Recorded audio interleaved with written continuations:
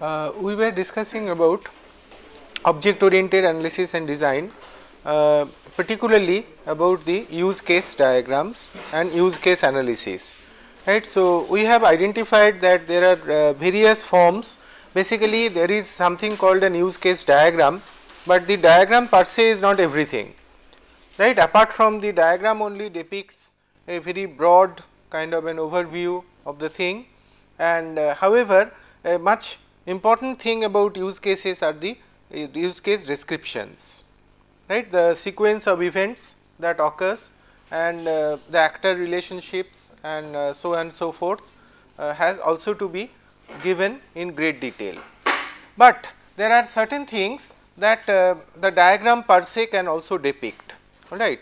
So, let us try to see what are those use case relationships which can actually be possible when it comes to the use case diagram. You can show something like dependency, that is the behavior of one use case is affected by another, alright. So, basically when there are two use cases, you see we are not talking about actors, the actors are involved in a use case. Say for example, registration requires a student as well as the registration, the courses, which are a catalog of courses. So, course catalog one can say. So, in this case the course catalog and the student could be two actors, right. Now, say for example, login as an example and the make payments. So, you cannot say we were discussing about a case where you are having an account in a bank and from this bank you are making online payments are possible, but your customers all have an account and the customers are making their payments through an online transaction. But now, when the customers are logging in, you see until you log in you cannot do make payments, right, the payments cannot be made. So, there is a kind of a dependency. Much more important are the use of includes or uses. What happens? One use case includes or uses the behavior of another use case at a specific point, right. So, make payments includes check funds availability. Basically, see, make payments is an use case, but making payment is a bigger use case. As I said that use case, usually when you are defining use cases, try to see some sort of chunks of activity, not just a single activity, alright. But sometimes what happens, to make it even more understandable, you may have to go to the detailed description of the thing. So, like that you have the make payments, within that you may have the check fund availability. So, these are called the includes or uses. We will explain this after some time. See, the extends is another very important thing. One use case extends the behavior of another at a specified point. For example, make repeated payments and make one time payment extend make payments use case. So, basically there are two types of payments. One is a repeated payment, when you try to pay, let us say over different installments, number of installments, that you may call make repeated payments, and make one time payment, alright. So, one time payment and the repeated payment both are basically kind of extension to the make payments use case. Finally, we have the generalize. The basic idea of generalize is one use case inherits the behavior of another and therefore, can be used interchangeably with its parent. So, for example, when you are validating user, the validating user can actually be possible either through check password or through iScan, alright. So, when the user is physically available, you can always scan him with your eyes and you can see whether it is a correct user, or you can check password, right. So, this is usually called the generalization. So, the generalization is, you can see that keep coming back in many different ways. because generalization is one of the very important constructs of object oriented concepts, all right. And the concept of inheritance we have seen, we have to identify early. Now, you see the use cases are the first diagramming tool which you are using when you are doing object oriented analysis and design. You are trying to find out the business functions, and from the business function you are trying to identify some very basic constructs. Now, let us see one or two examples of what exactly we were discussing. Let us take this simple example.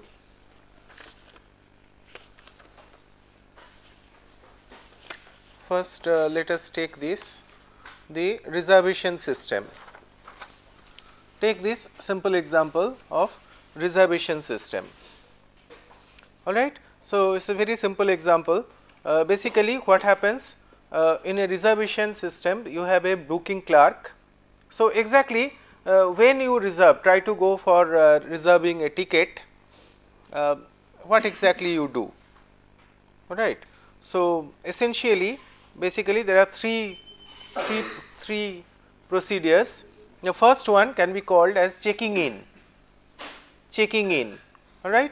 So, you have to reach the booking clerk, and the booking clerk has to see that whether you are basically allowed to be reserved in that particular case. You may not be allowed for this particular reservation. Then after that, either you could be added to this or you could be cancelled, right. So, this is a simple thing. Now, let us see how the two things that are uses and extends we can have. So, when you have checked in the reservation system, particularly let us say in an airline, then after you have checked in, the checking in process essentially that it is basically there are two things. One is that about your luggage weightage, weighing the luggage and assigning the seat, right. You have to assign a seat. Now, you can see that the assigned seat further could be an window seat or it could be an aisle seat, all right. So, you could be having two different kind of seats either in the window or in the aisle. So, you can see that this is shown, the procedure of assigning an window seat or assigning an aisle kind of seat is by giving the extends relationship, and you can have the uses. So, you see the check-in is the use case, that use case uses two different use cases, weigh luggage and assign seat. The assigned seat is basically the extension of two other use cases. So, this is a very basic construct that by using the uses and extends you can basically identify a large number of different constructs which can actually be possible. Is it clear? Basically, so you have first drawn a very basic overview type of a diagram where you have simply shown the your simple use case and the actors. Then as you take those use cases and you go further, then you may see that by using the uses, extends or generalize, depends, etc., you can have lot of further constructs and you can give more and more details. Let us look at this example once again, that is the post system. Basically, the post system or the point of sale terminal can have more than this. Only three basic processes are identified here. We have the booking clerk and we have the customer, right. Now, what is happening in the post terminal? We have three basic use cases. The booking clerk has to log in to the terminal, and then when a customer arrives with its whatever items the customer has chosen, then he has to check out procedure. Basically, the clerk, what exactly the clerk does? The clerk has to see the items, what are the different items, and make a bill make a bill, and then the customer pays the money, and that is the procedure. That is, see, you have to try to look at it, there could be lot of manual activities, but the basic computerized activities could be that check all the items one by one, produce a bill, and receive payments. All right. Similarly, when it comes to the refund, what could be the basic activities? What could be the basic activities? You have to get the receipt to check that this is a real purchase, and then after getting the receipt, make payments. Now, when it comes to the payment, you can make the payment by credit card, or by kind of a credit, or you can pay cash. You can credit the money to the account of the customer if such a facility is available, or you can simply pay cash. So, how it is to be done? Tell me, what are the constructs you should use? Say particularly, let us take the refund case.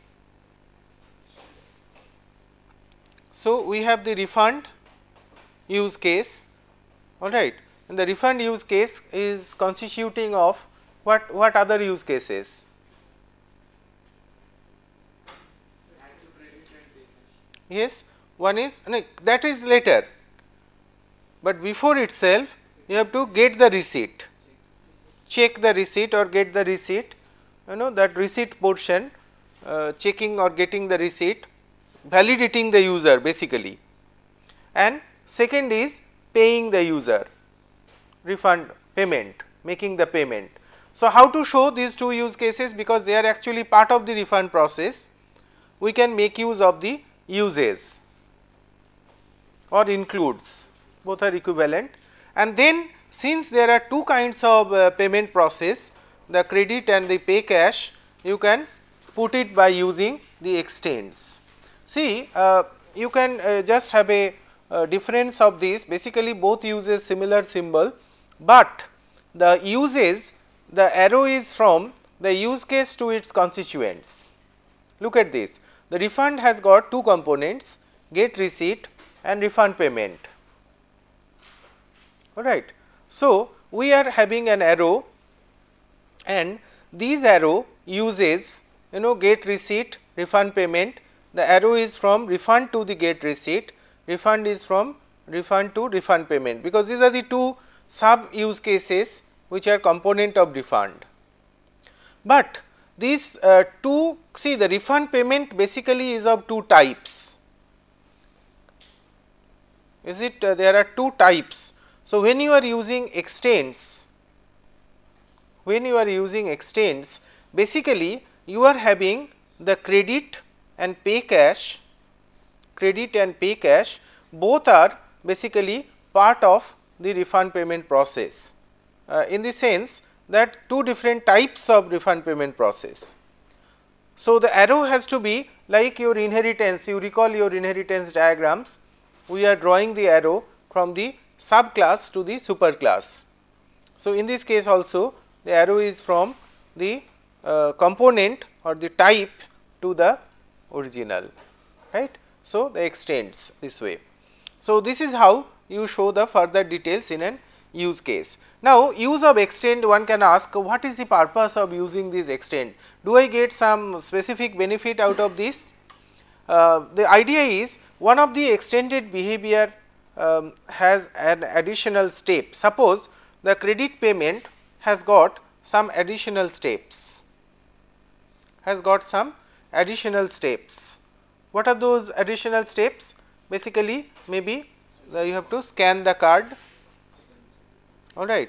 So, basically when you are crediting it to, obviously we are not talking about credit cards, credit card basically is used for deducting money out of it, but suppose you have some card in which credit is possible, credit to your account, then anyway you have to get the card, scan it and then authorize it. Until it is authorized, it will not be used. So, one can say that two procedures are there, scanning the card and authorizing it. Okay. So, this is how you can show this. Obviously, for refund it is not shown. I mean, since the refund you can show it in the refund also. I have not drawn it deliberately for refund. The basic idea is, since this idea of crediting in the refund is not very popular in our country, yes, not, we do not know much about it. So, I have tried to put it from the checkout point of view. Look at this example. We have the checkout, alright, we have the checkout. The checkout has got basically three components, right. There are three different use cases which are part of the checkout process. One is the scan item. So, each item has come, you have to scan each item, is it not, to read out.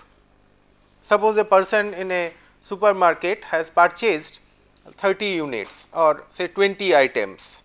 So, you have to take each item, scan its barcode, and naturally from the barcode in your computer you must have got the prices etc. stored, and then using all these things, the second activity could be compute total. So, after you have computed total, the third is receive payment. Now, receive payment has got two extensions. There are two types of payments. One could be cash payment, another could be credit payment, right.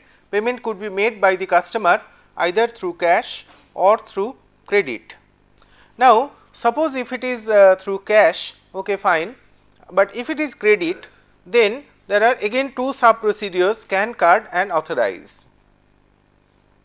So, the credit payment uses scan card and also authorize. So, this is basically shows the power of extents. See, if the extent facility was not there, try to understand, when it comes to the receive payment, then what you see, you do not know whether it is through credit or through cash. Then instead of one diagram, you may have to draw two diagrams, alright. One, if it is, you may have to write, if it is credit payment, then this diagram, if it is cash payment, then it is this diagram, because in the credit payment diagram you have to have processes like scan card and authorize, and in the cash payment you do not have them, alright. So, that is basically the power of your extents. Okay. So, you can show more details by use of extents. Not only that, it helps you later, as we shall see afterwards, how all these can actually help in devising further into our object oriented analysis. Now, let us take one more example, that is about your encashing check in a bank.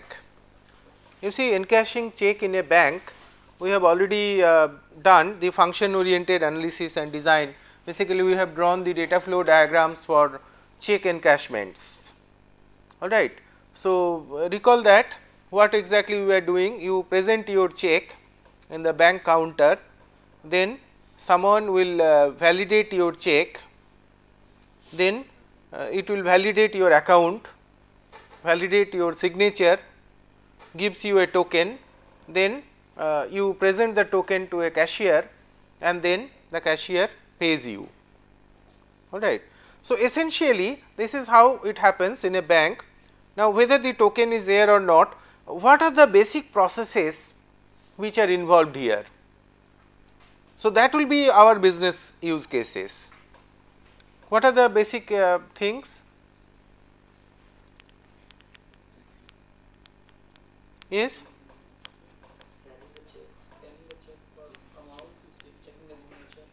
Okay. Payment. So, basically one is getting the check per se, alright. Second is verification, the process of verification, could be your signature verification, could be your account verification, whether you have money in the account, and finally the payment process, alright.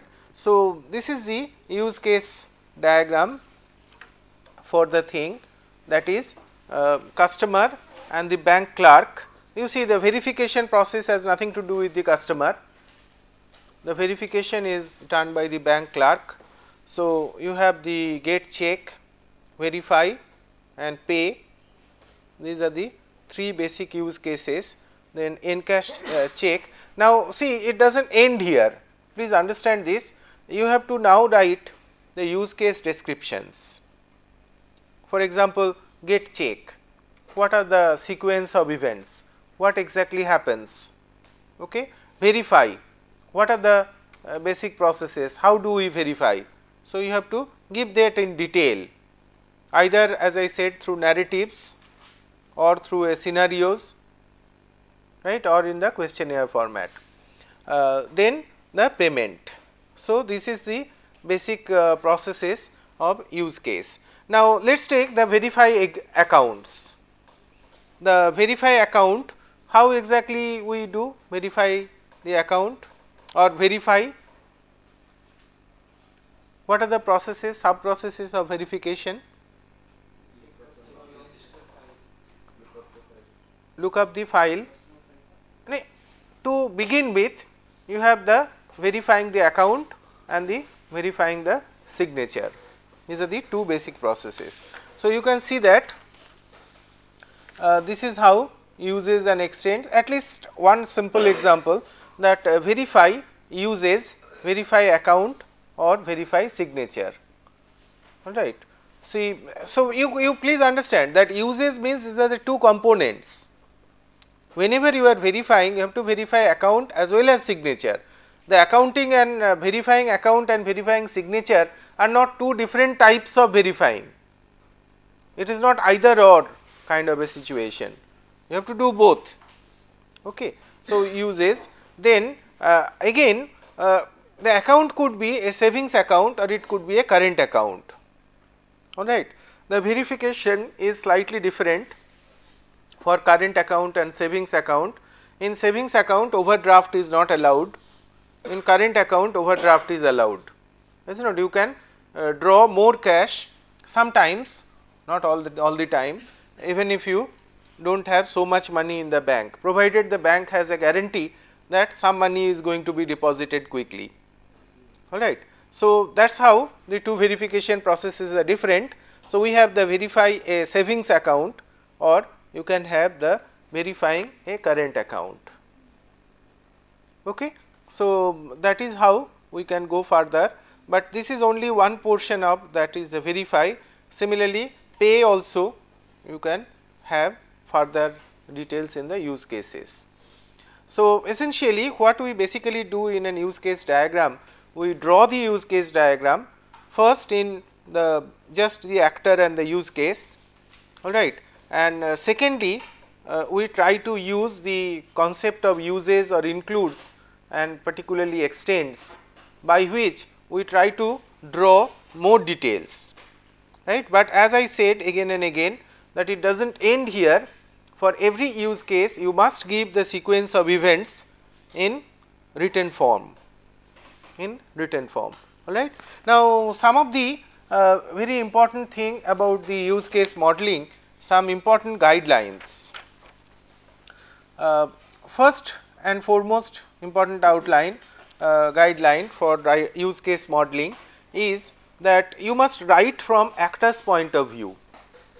You must write from actor's point of view, use active voice, that is the customer pays through credit card, all right. This is how, not the payment is done by the customer through a credit card, right. So, as far as possible write from actor's point of view and use active voice. Second one, write scenario text, not functional requirements, all right. So, that means when it comes to credit card payments, describe the process, not the user interface or its actual working. See, basically what it exactly means, that when you are making the credit card payments, you basically describe what you see while you are seeing the credit card payments from the user's point of view. That means you have the credit card, you scan the card, all right, you scan the card and then you authorize the card, that is basically the bill that is generated, produce the bill, and the bill has to be signed by the customer.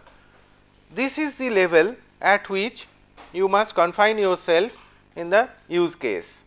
Do not worry what happens inside, how it is done. Alright, when you actually have the credit card being scanned, then how the scanning takes place, what is the methodology of scan, what kind of user interface you must have, what kind of hardware and software you must have. Alright. So, there are many more technical questions which comes up here. Let us not bother the use case with the implementation details. Is it okay? That is what it meant here.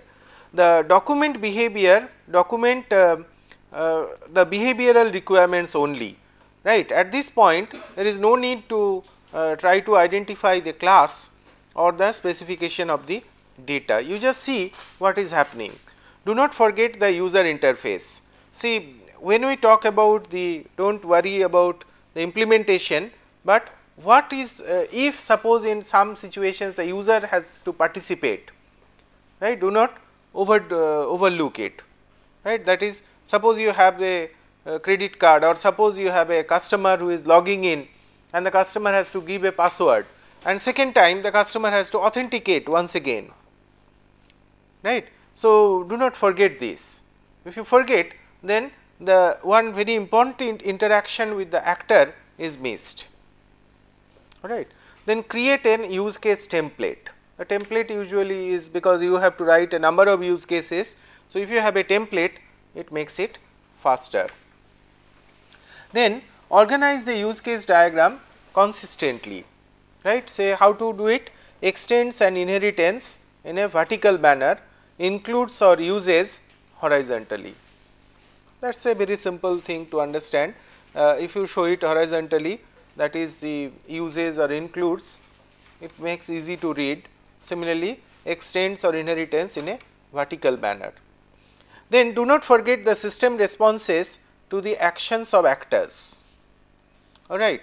So, it is also very important, right. So, whenever an actor does something, suppose a student is registering for a course, alright, and the student enters a form, registration form. So, when a registration form is entered, then the feedback that the system gives, right, that also must be included.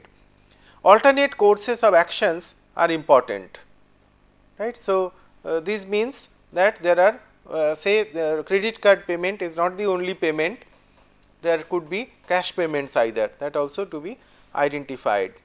Then modeling includes and extends associations can be tough at times. This is an important observation. Sometimes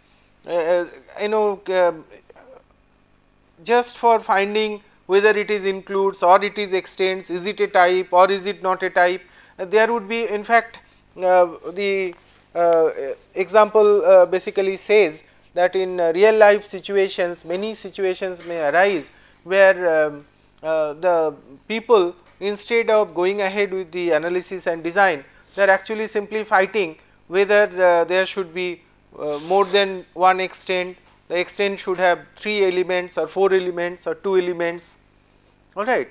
So, there could be lot of debate here. So, if you spend all your time in this debate, then you cannot move ahead, alright. So, although the uses and extents are there basically to show the thing in more detail, end of the day you have to get the requirements, that is the idea, and the use case diagram is simply a coding of the requirements. So, do not spend endlessly on this, and let use cases drive user documentation. The user documentation can be coming out of the use cases. Similarly, let use cases drive presentation, because the use case is a customer's view, is a world view, business view. So, every presentation that you may be making to your customer, to your client, the use case could be a very important tool, alright. So, this is about the use case per se. Now, let us move ahead with what is known as the use case analysis. Now, we are going to analysis. The use case actually is a level where we are identifying the requirements, and the requirements we are putting in a perspective. Now, how do we analyze it further so that we get what is known as use case realizations?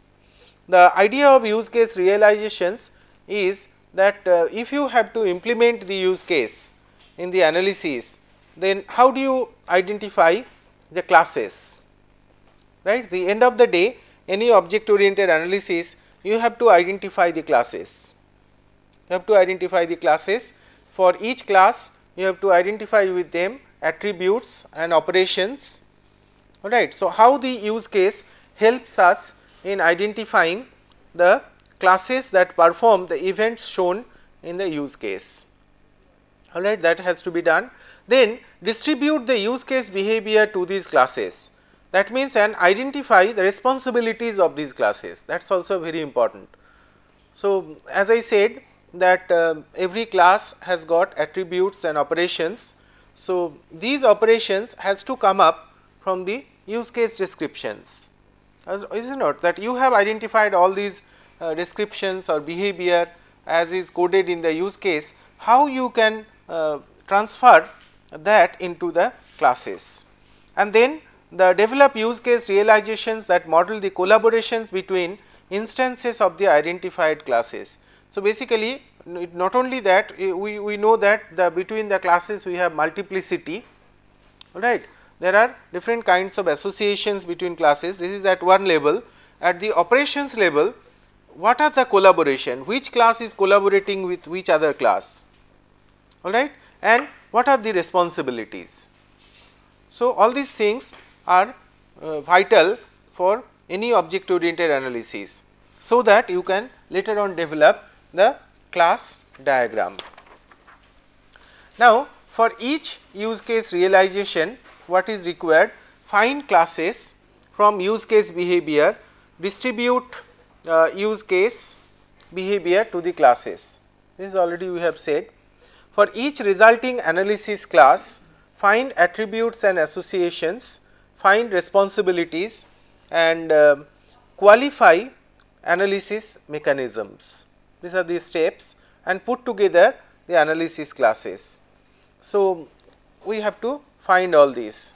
What are the different analysis classes that come out of the use cases, and the responsibilities, and finally the analysis mechanisms. We will discuss all these things in detail one after another, and how do we put together the analysis classes, alright. So, this is the basic 3 steps of the use case analysis.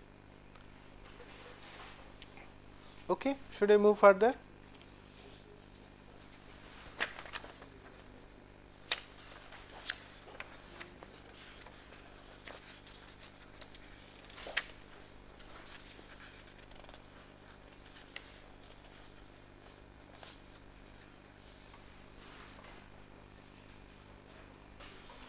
Okay. So, we have the each use case realizations, we have to find classes, we have to distribute the use case behavior to classes, and for each analysis class we have to find attributes and associations, responsibilities, and we have to qualify the analysis mechanisms. So, let us move over. Now, there are 3 types of analysis classes. There are 3 types of analysis classes. The use case behavior has to be completely distributed to these 3 types of analysis classes. What are these 3 types of analysis class? The first one is called the boundary classes, the second one is the control classes, and the third one entity classes. So, we have the 3 notations for a boundary class, and the control class, you can see that in the control class we have the circle, and on the circle we have put an arrow, alright. So, a circle with an arrow, and with a circle with a line below it is the specification for the entity classes.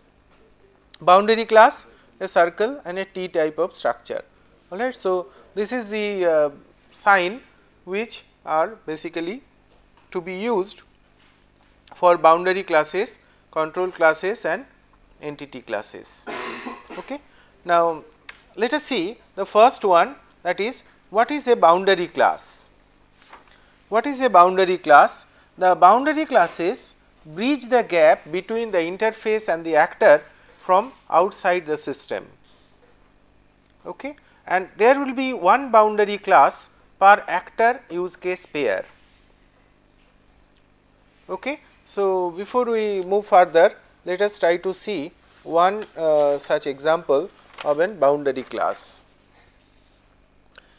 See, we have an employee and we have a get loan use case and there is a loan profile. Now, why the loan profile should be an use case? Basic idea is that there are different kinds of loan with very different details. Say for example, you may take an 1 lakh rupee loan, pay it over 5 years or pay it over 10 years, pay it over 15 years. So, you may also take 2 lakhs, 3 lakhs, 4 lakhs all the way up to 15 lakhs, all the right, and you can pay it back in different number of years. So, depending on how much you have taken and how many years you will be paying it back, the interest rate may be again decided accordingly. Similarly, the interest rate may itself be varying. Sometimes what happens, people go for a fixed interest rate. That means, whatever happens, the interest rate will remain, let us say around 10%, or someone may say dynamic interest rate as the market changes, because as you can see that housing loan interest rates are falling. Maybe sometime later it may rise again, alright. So, when it is falling, you are very happy that we have gone for dynamic interest rates, but if it goes up again, then it will not be very right, whatever it is. So, there could be large number of different kinds of loans that one can take. This is what we are calling as loan profile, alright. So, when an employee wants to get a loan, he has to select one from all these different loan profile. So, that is the only simple use case we are talking about, alright. And obviously, all their verification process and so on and so forth. So, now you see, when you want to implement this, try to understand, we have the employee and the loan profile and the get loan. When you have to implement this particular situation, then you must have an interface by using which the employee will enter his details at some level or the other.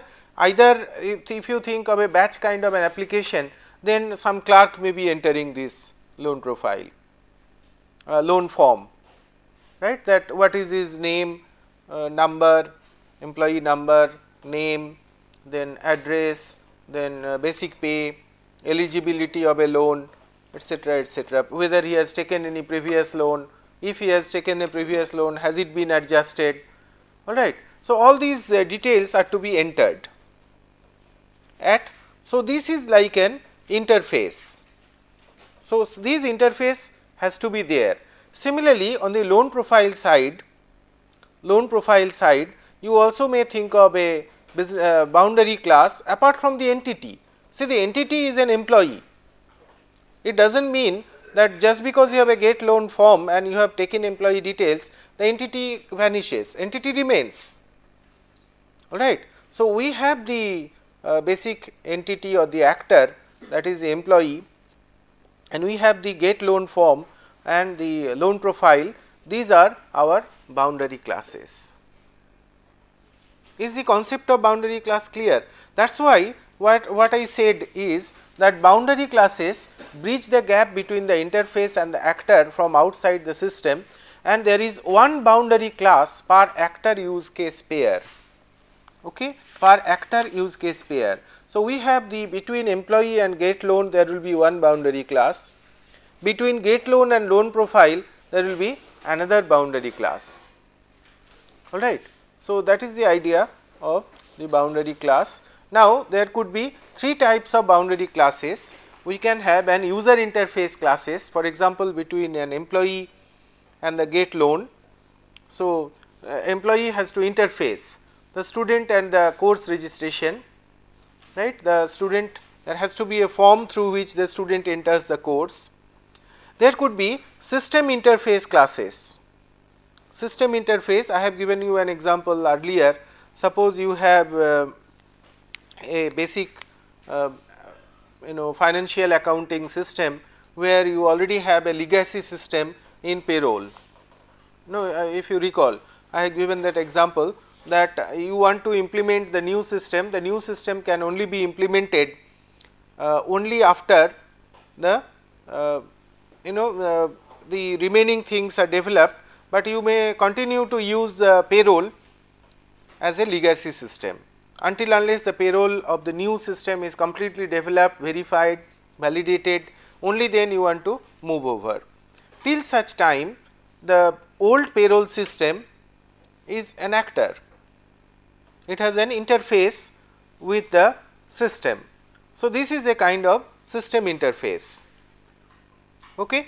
So, in a banking system, when you are having an authentication process, right. Suppose a remote customer wants to pay, alright, online. So, before he begins the process, he has to log in. So, he gives in his terminal the password, confirmatory password and all that, but that does not make that he is automatically logged on. No, the system has to authenticate him, alright, there has to be a system interface somewhere. So, that is a kind of system interface. Sometimes it can even be an device interface,